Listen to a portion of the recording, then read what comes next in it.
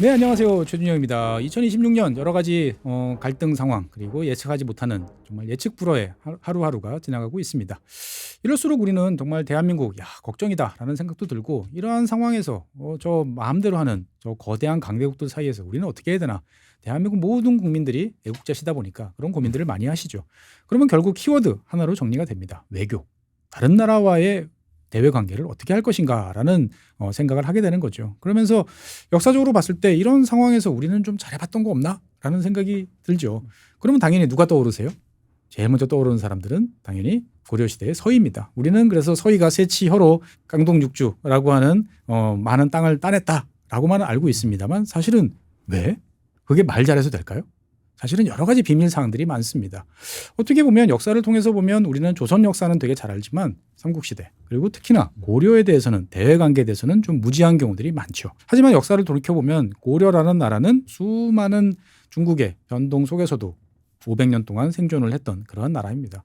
그래서 오늘은 어떻게 보면 외교 천재 고려라는 팬시한 타이틀을 단 책이 나왔기 때문에 이 책의 저자인 이익주 교수님을 모셔서 한번 이야기를 나눠보도록 하겠습니다. 안녕하세요, 교수님. 네, 안녕하세요. 이익주입니다. 네, 교수님 책이 너무 재밌어요. 네, 고맙습니다. 사실 저는 이 책을 보면서 첫 번째 든 생각, 도대체 이 외교라는 게 뭘까? 어떻게 보면 고려의 여러 행보들을 보면 좋게 말하면 현란하기도 하고 나쁘게 말하기도 하면 뭐 원칙이 없다라는 생각도 들기도 하고 여러 가지 생각이 드는데 교수님께서 생각하시기에 외교라는 것은 과연 무엇일까요? 네, 외교라고 하는 것은 지금하고 똑같죠. 국가와 국가의 관계, 네. 이 모든 것이 외교라고 할 수 있는데요. 네. 재밌는 게 있어요. 옛날에는 네. 외교라고 하면은 이건 하면 안 되는 것, 나쁜 것. 원래 외교는 그런 뜻이 있습니다. 우리 바깥 외자를 쓰면 되게 나쁜 뜻이 돼요. 외도 나쁘잖아요. 외교도 네. 신하가 황제 몰래 사적으로 다른 나라와 왕래하는 것, 요게 외교입니다. 원래 뜻은 그렇군요. 네, 안 썼는데 디플로머시라고 하는 외래어가 들어왔을 때 이거 네네. 번역어를 어떻게 할까 이 고민을 하다가 외교라는 말을 여기에다 붙인 거죠. 그러다 보니까 옛날 그 나쁜 의미의 외교라는 말은 흔적이 없어졌는데요. 없어지고. 그래도 옛날에 외교라는 말은 아니어도 국가와 국가의 관계는 있었으니까 그렇죠. 그때는 뭐 조빙이라든지 뭐 교빙 네. 뭐 이런 여러 가지 말로 표현을 하죠. 우리는 뭐 다 지금은 외교라는 외교다. 말로 지금 이해를 합니다. 결국 국가 간의 관계는 뭐 수천 년 전이나 지금이나 다 똑같다. 그런데 어쨌든 교수님은 이제 이 고려라는 나라를 대상으로 책을 써주셨는데 과거와 현재의 외교는 근본적인 틀에서는 비슷하지만 이제 속 사정은 좀 다르다라고 이제 볼 수가 있겠죠. 어쨌든 이 책의 주인공은 이제 고려인데 이제 고려 그러면은 우리는 이제 막연하게 이제 뭐 병난도 뭐 그다음에 이제 태조 왕건 뭐 이런 이제 드라마에서 나왔던 여러 가지를 생각을 합니다만 이 고려라는 나라도 조선만큼 오래 500년을 유지를 했던 나라인데 고려의 이제 외교 환경, 대외 환경의 특징을 정리하면 어떻게 요약할 수 있을까요? 한마디로 얘기해서 대단히 혼란스럽다. 혼란스러웠다. 대단히 불안한 국제 정세가 계속됐다라고 볼 수 있는데 네. 우리와 국경을 접하고 있는 중국에서 굉장히 많은 왕조의 교체가 있습니다. 어떻게 했었죠? 한번 고려가 500년 지속하는 동안에 네. 고려 초에는 5대 10국이라고 하는 중국의 분열기가 있었습니다. 중국의 최대 이제 분열기죠. 예, 분열기. 네, 그래서 5왕조가 빠르게 명멸하는 시기가 있고 송이 그걸 통일했다고 하지만 북쪽에 거란이 나라를 세우고 있었기 때문에 거란과 송의 어떤 일종의 분열기가 오고 12세기로 들어가면 북쪽에 여진족이 금나라를 세우고 남쪽으로 도망간 남송이 있어서 또 분열기가 있고 그다음에 원나라가 들어서고 그 원나라가 망하는 걸 또 고려가 봅니다. 그래서 고려 500년 동안에 고려가 중국에서 망한 나라를 15개를 접하게 돼요. 그동안에 살아남았다. 네, 그동안에 고려가 살아남았는데 군사력이 강해서 살아남았다고 보기는 어렵고 네. 외교를 통해서 살아남았다. 그래서 고려 외교가 대단한 거죠. 그래서 대단하다. 천재라고 한 게 그래서 그래서 외교 천재 고려. 그러니까 교수님께서는 이제 이 책을 제가 쭉 보다 보면은 요즘 그러니까 트럼프 대통령 이제 2기 임기가 시작된 이후에 이 세계가 지금 혼란스럽다라고 이야기하는데 이게 이제 고려 때 상황하고 상당히 유사하다라고 생각을 하시는 것 같은데 그렇게 보시는 이유는 어디 있을까요? 비슷한 점이 있습니다. 초강대국을 상대로 외교를 해야 된다. 지금 우리가 그렇잖아요. 그렇죠. 예컨대 고려 후기에 고려가 몽골 제국을 상대로 그런 외교를 했습니다. 그런데 고려가 망하지 않았잖아요. 예. 이것만으로도 저는 정말 대단하다고 생각하는데요. 몽골 제국이 만들어지는 그동안 얼마나 많은 나라들이 망했겠습니까? 어마어마하죠. 네. 사실은 유라시아 대륙에 있는 나라 가운데 서유럽 빼고 히말라야 산맥 아래 인도 빼고 네. 다 망했거든요. 다 망했죠. 네. 베트남, 우리 일본 정도만 안 망한 것 같은데. 네. 일본은 이제 바다 때문에 무사했던 예. 거고 베트남도 사실은 육지로 연결이 돼 있지만 중국 남쪽에서 베트남으로 육로로 들어가기가 굉장히 어렵죠. 어려워요. 예. 그래서 그때 이 몽골이 베트남을 공격할 때 바다로 공격을 하죠. 우리는 겨울 되면 이 압록강이 얼어붙어요. 그냥 예. 마음대로 육지가 그냥 들을 수 있는. 연결이 되는데 안 망했거든요. 이 초강대국과의 외교를 어떻게 할 것인가 네. 고려에서 배울 수 있다고 생각을 했습니다. 어떻게 보면 트럼프 때문에 모든 것이 엉망진창이 된 상태가 이제 중국 대륙에서 여러 나라들이 벌어지면서 흥망성쇠를 겪으면서 있었던 또 초강대국도 등장하고 했던 그거와 비슷하다. 네, 그러면 이제 고려 이야기를 본격적으로 한번 해보죠. 여러분들께서는 이제 고려와 관련돼서 예전에 국사라는 표현을 쓰면 이제 연식 인증인데 네. 어쨌든 아시긴 하겠습니다만 한번 되짚어보죠. 고려가 첫 번째로 대외적으로 겪었던 시련은 이제 거란의 침략. 이라고 저는 알고 있습니다. 그리고 이제 우리는 거란의 침략에 대해서 서희의 외교 그리고 귀주 대첩 뭐 이런 이게 단편적으로만 이해하고 있는데 이 어떤 거란과 관련돼 있던 이야기를 하다 보면 이제 서희의 외교를 이제 이야기를 안 할 수밖에 없는데 서희 외교의 이제 가장 핵심 그리고 어떻게 보면 세치어로 땅을 따냈다라고 하는 이거에 대한 좀 디테일한 이 배경과 원인을 좀 말씀해 주시면 좋을 것 같아요. 네, 이 서희 외교의 배경이 굉장히 중요하죠. 거란이 고려를 침략해 왔고 그래서 고려가 거란과 협상을 벌이는데 여기서 중요한 것은 거란이 고려를 왜 쳐들어왔을까 이유를 알아야 되는 거죠. 협상을 할 때 상대방이 나를 왜 못 살게 굴까 이걸 모르면 협상을 못 하는 거 아니겠습니까? 이거는 꼭 그 여자친구를 만나는 남자들의 마음인 같은데 왜 화가 났지? 똑같습니다. 알아야죠. 알아야 내가 들어줄 수 있는 게 생기는 건데 상대방이 왜 그럴까 나에게 뭘 요구하는 걸까 내가 줄 수 있는 것은 무엇일까? 상대방이 나한테 요구하는 게 진짜인지 속마음은 따로 있는지. 네, 그렇죠. 그리고 상대방의 약점은 뭐가 없는지 이걸 네. 다 알아야 협상을 할 수 있는데 서희 외교의 핵심은 협상의 기술입니다. 협상의 기술. 네, 이걸 전부 파악을 하는 거죠. 일단 거란이 고려를 침략해 왔을 때 서기 993년입니다.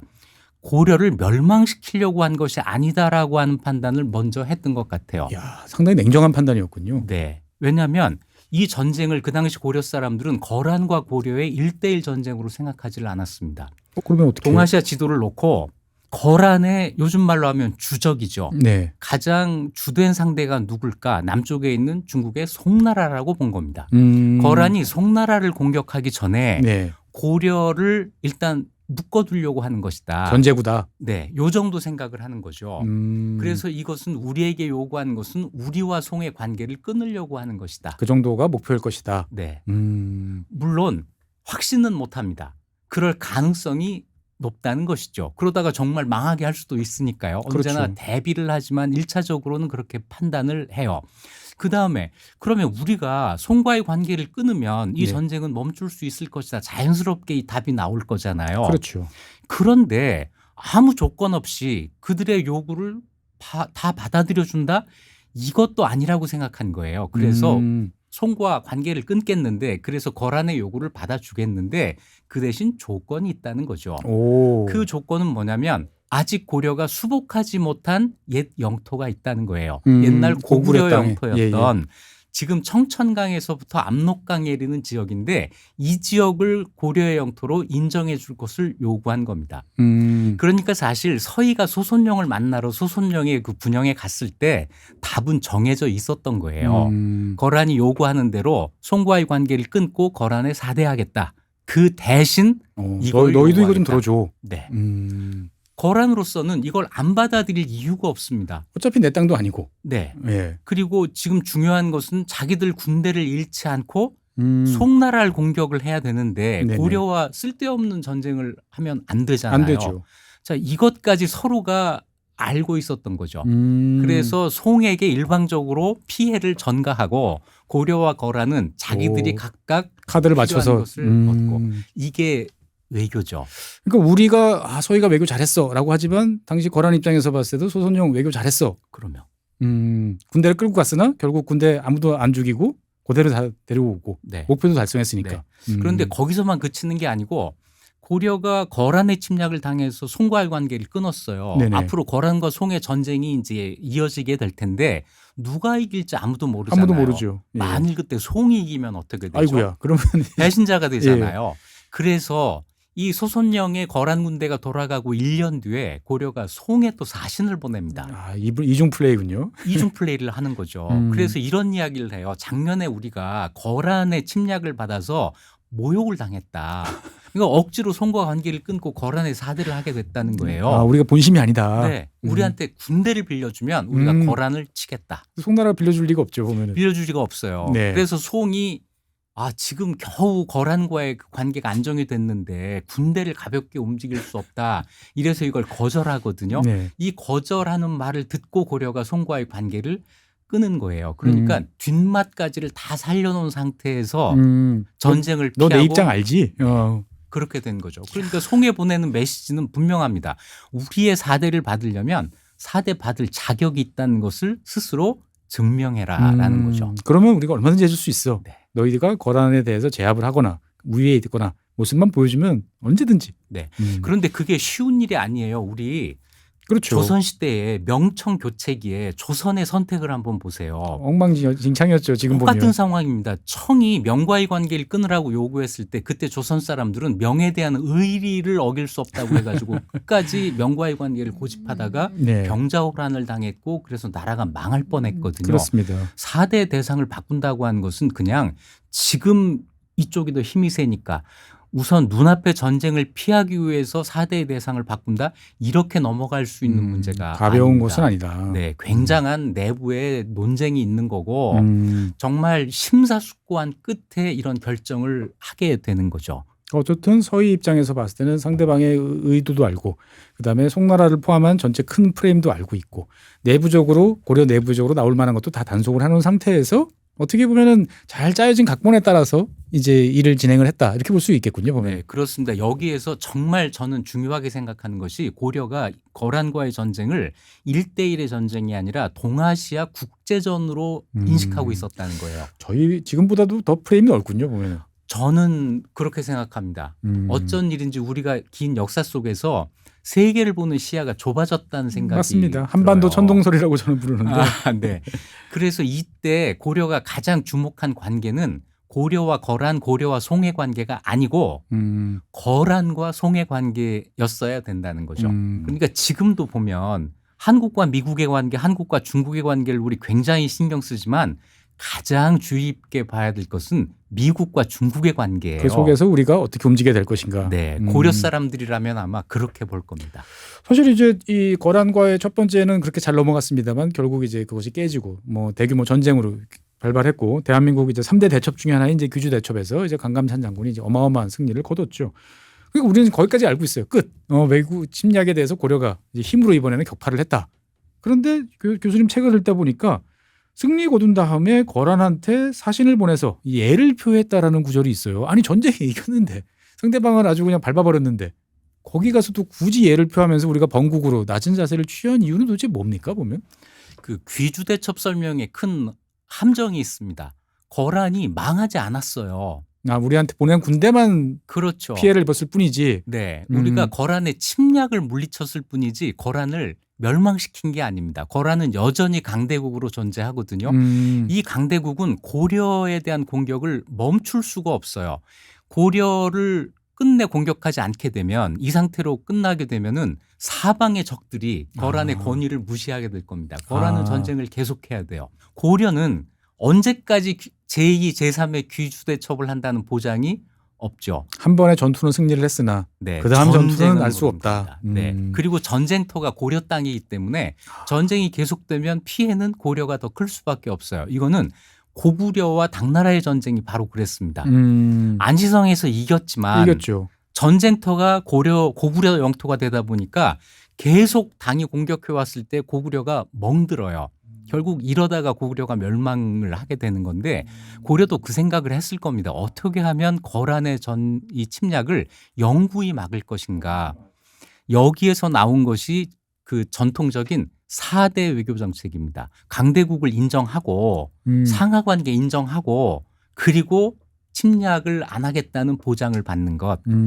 이것이 현실적으로 거란보다 힘이 약했던 고려로서는 선택할 수 있는 거의 유일한 정책이었던 거죠. 일단 우리 만만하지 않어라는 거 한번 보여줬지만 네.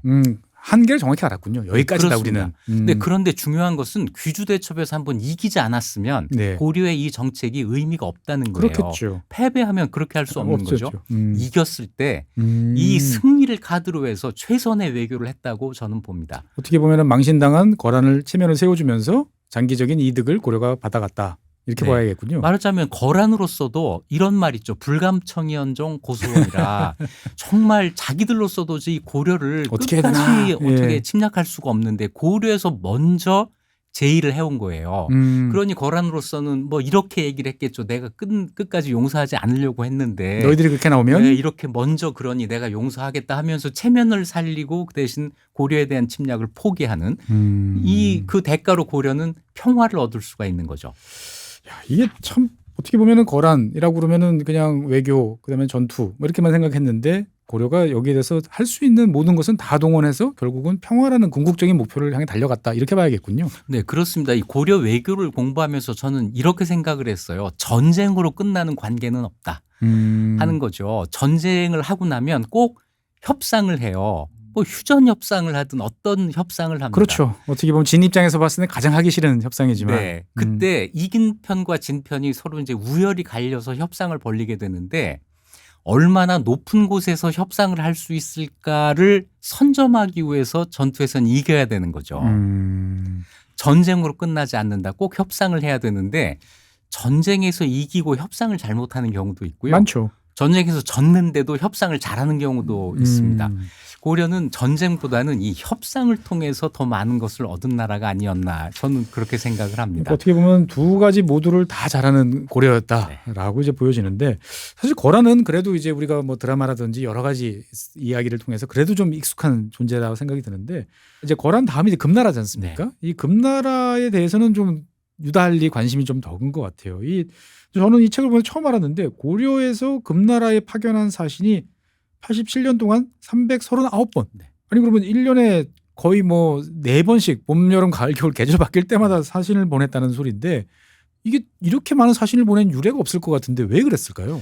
우리가 이 금나라에 대해서는 좀 제 실력보다 얕잡아 보는 경향이 있어요. 뭐 금방 원나라한테 망한 나라 뭐 이렇게 보는 경향이 좀 있는 것 네. 같아요. 그리고 왜 그러냐면 여진족이 세운 나라인데 네. 여진족이 우리와 아주 밀접한 관계가 있거든요. 원래 여진족은 말갈족으로 불렸고 그렇죠. 발해를 세울 때 고구려 유민들과 함께 나라를 세운 그 부족이고 뒤에 또 조선시대에 오면은 북방의 여진족이 언제나 오랑캐 만만한 상대였거든요. 그렇죠. 그러다 보니 여진족이 세운 금나라를 우리가 좀 약한 나라라고 보는 경향이 있는데 네. 이 여진은요 나라를 세운 지 10년 만에 거란의 요와 송나라를 다 멸망시킨 그렇죠. 강대국입니다. 강대국이죠.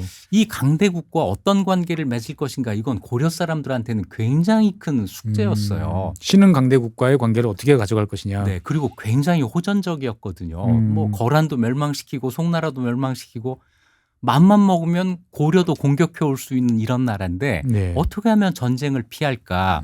여기에서 이제 관계 역전까지 그 이전까지 여진족이 고려 사람들을 부모의 나라라고 하면서 떠받들고 있었어요. 관계 역전입니다. 오.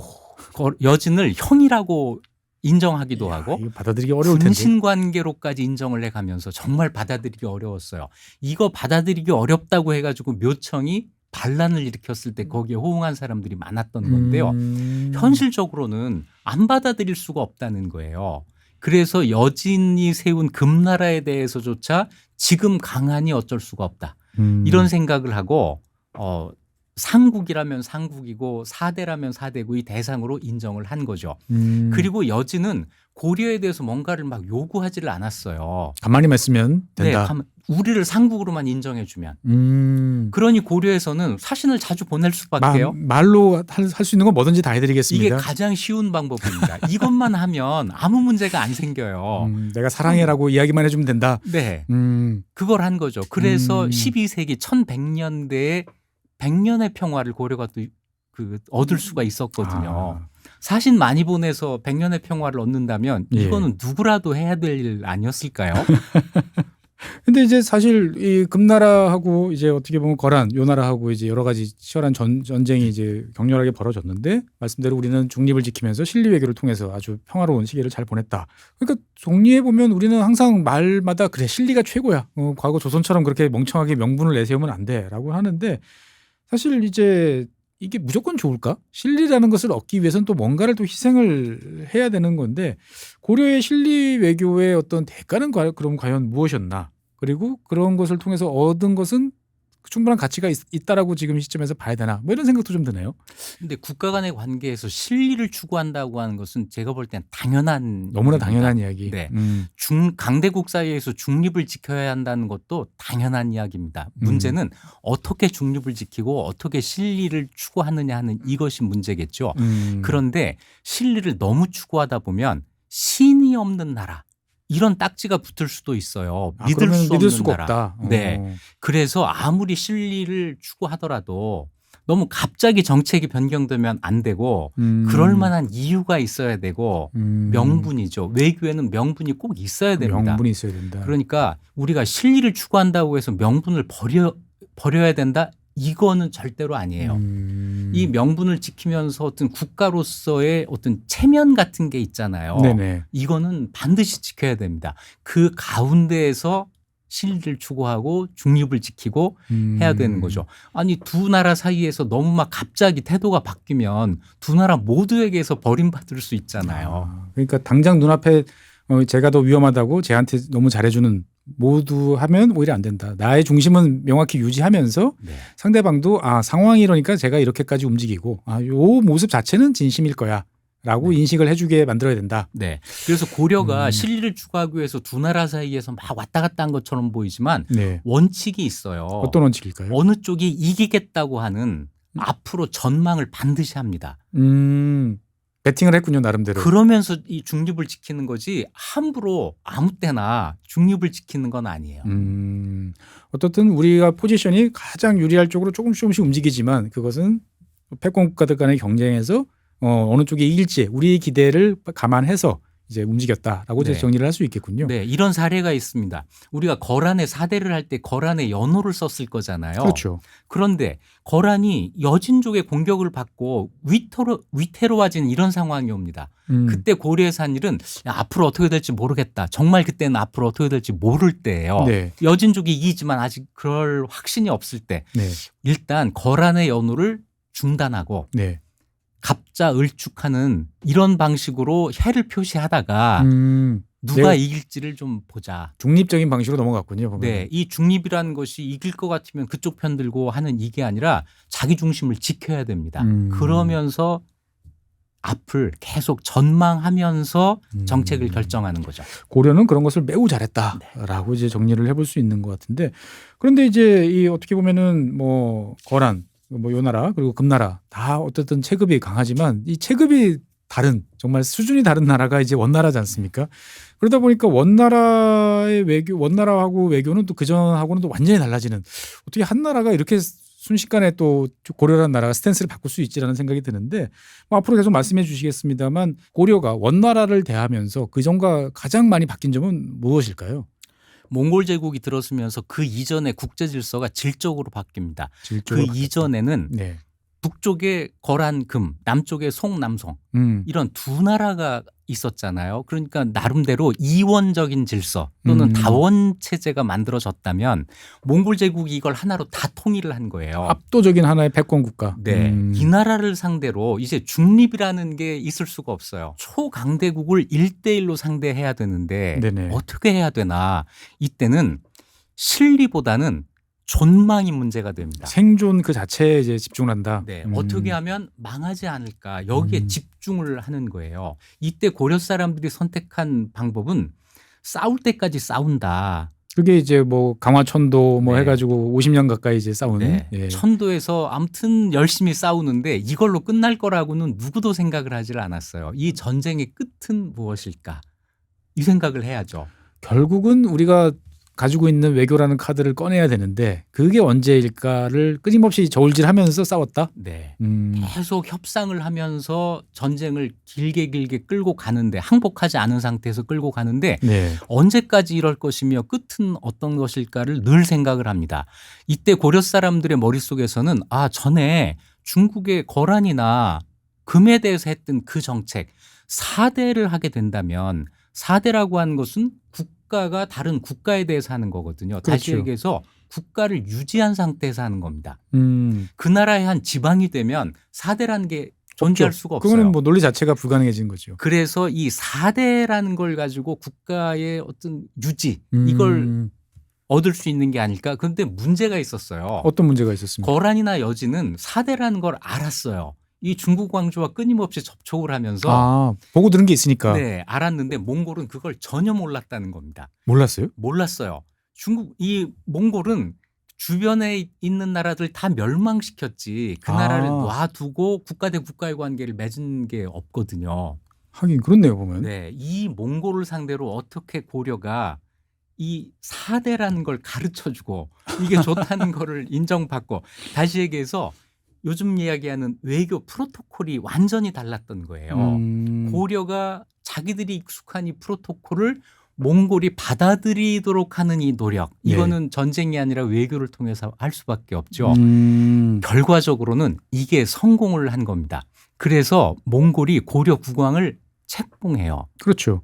부마국으로 나중에 또 되고. 네, 부마가 되기 전에 고려 국왕 책봉을 하게 되는데 고려 국왕 책봉을 한다는 건 뭐냐면 나라로 인정해 준다. 그 국왕이 통치하는 나라를 인정하겠다는 거죠. 그게 몽골에서는 처음입니까? 보면? 거의 유일합니다. 그래서 1310년에 고려에 온 그 몽골의 국서가 있어요. 몽골의 무종 카이샨칸이 보낸 국서인데 끝에 이런 대목이 있습니다. 짐이 보건대 내가 보건대 지금 천하에서 백성과 사직이 있어서 임금 노릇을 하는 것은 너희 사만뿐이다. 이 사만이 고려를 다른 말로 부르는 그렇죠. 거거든요. 그러니까 베트남이나 일본은 이 천하 바깥에 있는 걸로 보고 몽골 제국 질서가 통용되는 그 공간에서 유일하게 국가를 유지하는 것은 고려뿐이다라고 몽골에서도 인정을 예외적 합니다. 지위를 인정을 해줬군요 보면. 네, 그 예외적 지위라는 게 대단히 중요합니다. 유일하게 국가를 유지하고 국왕으로 존재하는 것 이게 고려인데 이게 고려 외교의 제가 볼 때는 우리 역사상 최대의 성과입니다. 최대의 성과다. 어떻게 보면 되게 굴종적이기도 하지만 또 다른 한편으로 보면 생각해 보면 교수님 말씀 듣다 보면 정말 다 멸망하는 와중에 그래도 어쨌든 종묘사직을 지키고 고려라는 정체성을 지키면서 또 다음 스테이지까지 넘어갈 수 있도록 했던 것은 고려의 역할인데 사실 어떻게 보면은 다른 나라 제3자 눈에서 봤을 때 보면은 쟤네들은 정말 원나라의 입에 혀처럼 굴어가지고 살아남았고 있어. 그런데 저는 이제 그 원나라는 저 공민왕 시절까지는 계속 그렇게 이제 그냥 가다가 그 원명 교체로 인해 가지고 자연스럽게 바뀌었다 정도 생각을 했는데 저는 교수님 책을 보다가 제일 놀란 점이 공민왕의 반원 운동 우리는 그냥 뭐 있었다가 나중에 뭐 흐지부지 됐지 이렇게 생각했는데 이게 몽골 제국의 붕괴 시작점이라고까지 평가를 해주셨는데 이게 맞나요? 네, 저는 재밌는 그림을 그려봤는데요. 네. 도미노 게임을 할 때 네. 어느 한쪽을 누르면은 이게 전체로 번져나가면서 무너지잖아요. 예. 몽골 제국이 전 그랬을 거라고 봐요. 고려에서 한번 무너지기 시작한 것이 쭉 퍼져나가는 이런 그림이 좀 연상이 되는데요. 네네. 우리는 몽골에 대해서 뭐 좋다 나쁘다 여러 감정이 있지만 대체로는 침략자라고 생각을 하죠. 예. 하지만 몽골 제국 시기에 다른 세계의 다른 사람들이 고려를 볼 때는 몽골과 가장 가까운 나라예요. 그렇겠죠. 계속 왕들이 부마가 됐고 심지어는 그 시점에서 몽골의 황후가 고려여자였단 기왕후. 말이에요. 예. 그런데 이 나라에서 황후의 일가족을 죽이는 정변이 일어났는데 네. 가장 가까운 나라에서 배반을 했는데 몽골이 고려를 제압하지를 못해요. 그렇죠. 군대를 못 보냈습니다. 네네.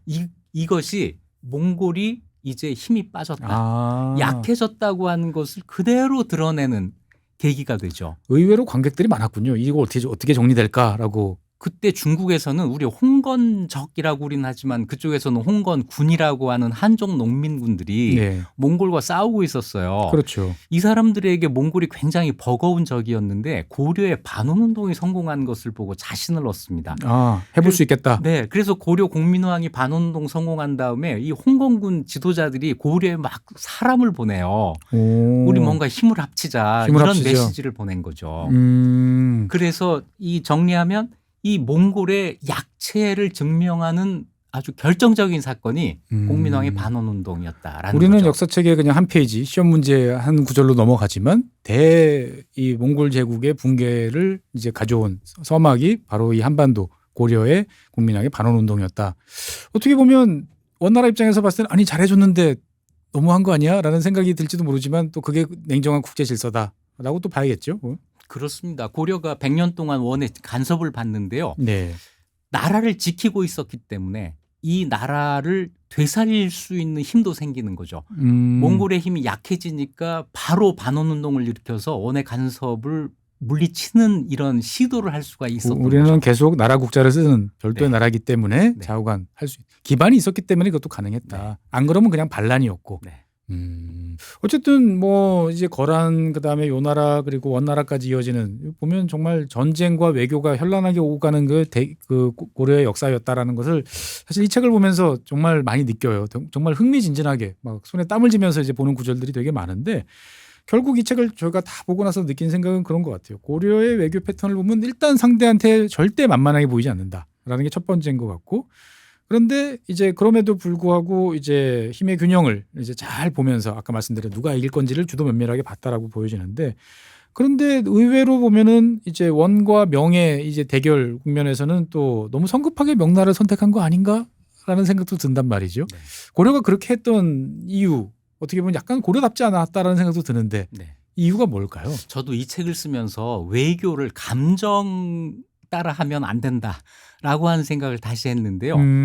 고려 공민왕을 비롯한 그 당시 고려 사람들이 원에 대한 반감이 있었어요. 그렇죠. 공민왕은 당연히 원의 세력이 약해지니까 반운동을 일으켰는데 여기에 대해서 원이 계속 뭔가 좀 공격을 해오는 그렇죠. 그래서 공민왕을 뭐 폐위하고 이랬단 예. 말이에요. 그러고 있는데 명이 등장한 거예요. 고려가 기다렸다는 듯이 반원, 친명을 드러냅니다. 너무 빨랐구나.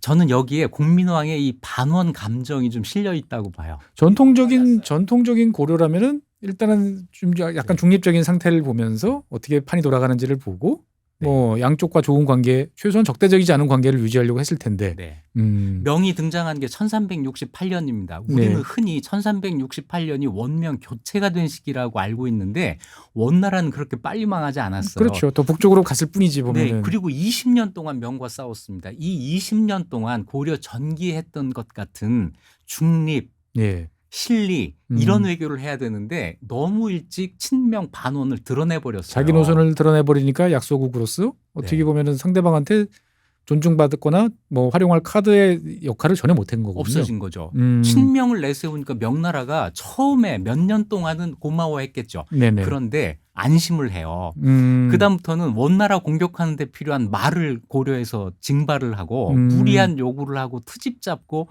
이런 일을 하는데 고려가 대응할 수가 없었습니다. 없죠. 이미 이제 노선을 정해버렸기 때문에 보면. 네. 그래서 저는 이때 고려의 이 성급한 친명 외교가 좀 길게 봐서는 고려 멸망의 하나의 요인이 된다고까지 생각을 했습니다. 감정을 좀 누르고 어떻게 보면 이럴 때 어떻게 해야 되나 좀 잘 생각해보고 어제까지는 싸웠지만 지금은 판이 어떻게 굴러갈지 알 수 없으니까 일단 원해도 다시 한번 그때는 미안했다라고 이야기를 하고 명나라에도 뭐 우리가 자관 도와줄 건 도와줄게 정도 수준에서 이야기를 해볼 수 있었는데 너무 빨리 노선을 정하면 어떻게 보면 그런 것도 있지 않을까요? 과거에 이제 몽골에서 이제 쿠빌라이 칸 뭐 이렇게 사후에 여러 가지 있던 변동 속에서 과감한 배팅을 통해서 이제 살아남았던 그 좋았던 기억이 다시 한번 또 똑같은 방식을 택했는데 이번에는 잘못된 배팅이라고 볼 수도 있겠네요. 그러니까. 근데 이때 좀 달라지는 게 있었어요. 쿠빌라이를 만났을 때와 달라지는 게 있습니다. 이 공민왕 이후 한 우왕 고려 말 정도가 되면 네. 현실보다 이념을 그러니까 이게 실리가 있다 없다 이것보다 이것이 옳다 그르다를 따지는 이런 분위기가 돼요. 많이 익숙한 분위기인데요. 네, 성리학이 들어오잖아요. 아. 성리학이 들어오면서 옳고 그름을 뭐 따지는 건 좋은데 이게 좀 지나치게 되면서 정몽주가 대표적으로 그런 말을 해요. 정몽주 훌륭한 사람이지만 외교 부분에선 저는 이 실책이라고 보는데 명이 옳은 나라라는 거예요. 옳은 나라. 그래서 힘센 나라가 아니고 옳은 나라. 네, 옳은 나라. 그 이전까지는 힘센 나라에 사대한다 이게 고려의 원칙인데 고려 말로 가면은 갑자기 옳은 나라에 사대한다 이런 분위기가 만들어집니다. 이 옳다라는 그 가치 판단을 도대체 어떻게 해야 되는 거고? 그러니까요. 네, 그 옳다는 것이 그 당시로서는 한족, 중화문명, 중화문명. 네, 이런 걸로 보는 거거든요. 이게 성리학하고 연결이 되면서 어떻게 보면 고려의 유연성을 스스로 얽어매고 잘못된 판단을 내리게 만들었다. 결국 이제 그 귀결은 이제 고려의 멸망 그리고 조선에 이제 됐고 우리가 알고 있던 500년 역사가 또 시작이 되는 건데 결국 이 책을 보면 끝에 가서는 약간 좀 허망하다 이런 생각이 드는 거예요. 그렇게 앞에 잘하고 정말 요즘 인터넷 표현으로 따지면 이제 무빙 잘하면서 현란한 스텝을 밟으면서 모든 것을 아주 능수능란하게 하던 나라가 갑자기 뻣뻣한 몸치가 돼가지고 쓰러지는 이제 그러한 모습이란 말이죠. 그러니까 결국은 2026년 지금 우리 입장에서 봤을 때는 우리는 그러면 지금 고려 후기의 모습인가? 고려 전기의 어떤 그런 유연한 모습일까? 를 생각해 보면 참 여러 가지 생각이 이제 많이 든다는 말이죠. 그러니까 지금 우리는 아까 말씀 주신 것처럼 미국, 중국이라는 양대 거대한 세력이 지금 전 세계를 상대로 여러 가지 조치를 취하고 있고 또 국내적으로도 미국이라는 나라, 중국 나라 또 내부적인 갈등 여러 가지 문제점들이 있단 말이죠. 그러니까 역사라는 것은 어떻게 보면 과거를 비춰주는 거울인데 이게 역사가 또 현지에 그대로 또 복사되지는 않지 않습니까? 그러면 우리는 여기서 교훈을 얻을 건 없고 버릴 건 버려야 될 텐데 이 책에서 보여주시는 고려의 사례, 고려의 외교에서 우리가 지금 취해야 될 어떤 스탠스, 자세 뭐 이런 것도 어떤 것이 있을까요? 네, 제가 이 책 맨 마지막에 역사 공부를 왜 하나 했을 때 이제 한 가지를 역사에서 교훈을 얻기 위해서 한다. 교훈을 얻기 위해서 한다. 는 오답이다. 아, 틀린 겁니까? 네. 교훈을 얻는 방법을 배우기 위해서 한다. 이것이 정확한 답이라고 적었는데요. 교훈을 얻기 위한 방법을 네. 배운다. 어떻게 하면 역사에서 교훈을 얻을 수 있을까? 끊임없이 이 사례를 공부하면서 그 생각을 해야 되는 거죠. 귀납법으로 접근해야 되는군요. 보면. 그렇습니다. 네. 역사라는 것이 다 결과를 알고 공부를 하는 거니까요. 자, 그런데 이 고려의 멸망이 좀 허전하다고 하셨지만 예. 사실은 고려 멸망은 또 당연한 일일 수도 있습니다. 한 왕조가 멸망해야 새로운 왕조가 생기고 역사가 하죠. 발전하니까요. 예. 그런데 우리가 경험하지 못하는 추체험이 여기 있습니다. 나라가 망하는 걸 우리는 경험할 수가 없어요. 그러면 이거 생각하기도 싫습니다. 보면은. 그런데 역사 속에서는 그 경험을 할 수 있잖아요.